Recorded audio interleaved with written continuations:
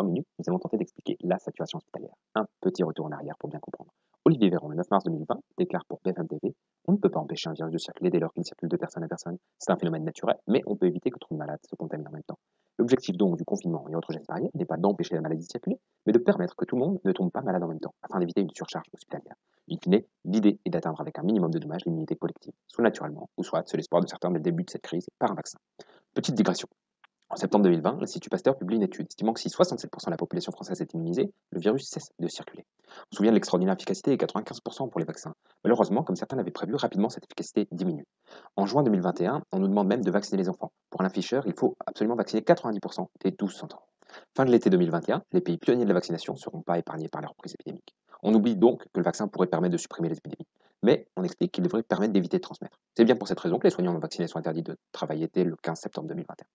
Aujourd'hui, on ne peut plus vraiment dire que la vaccination fera disparaître le virus, on ne peut plus dire que la vaccination empêche de transmettre, et on revient 2 ans en arrière. Au discours de mars 2020, on vous demande de vous vacciner pour éviter la surcharge hospitalière. La Covid en 2020, c'est 2% des prises en charge hospitalières. Une goutte d'eau, donc, mais qui pourrait peut-être faire déborder le vase. Est-ce que le Covid est le seul responsable de cette saturation? En 2020, le nombre de lits dans le secteur public et privé est de 484 000. On est passé à 392 000 en 2019. En 20 ans, les établissements hospitaliers ont perdu 100 000 lits, 20% de leur capacité d'accueil.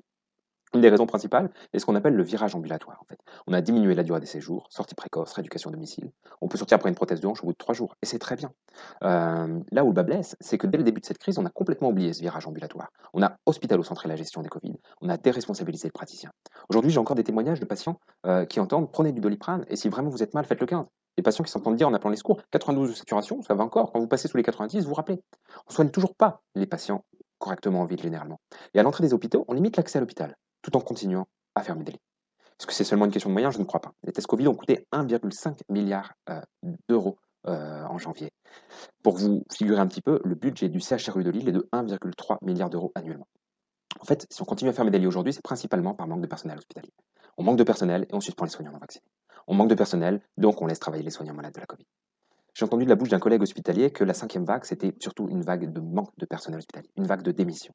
Bah oui, car en plus des suspensions, il y a aussi tous ces soignants qui ne supportent plus la perte de sens dans leur travail, qui ne supportent plus de laisser les pères dehors à la sortie de maternité, d'annoncer des cancers à des jeunes femmes seules, de faire de l'insuline à un diabétique à 15 heures parce qu'il a la Covid et qu'il passe en dernier, de refuser aux proches le droit de visite parce qu'ils ne sont pas vaccinés.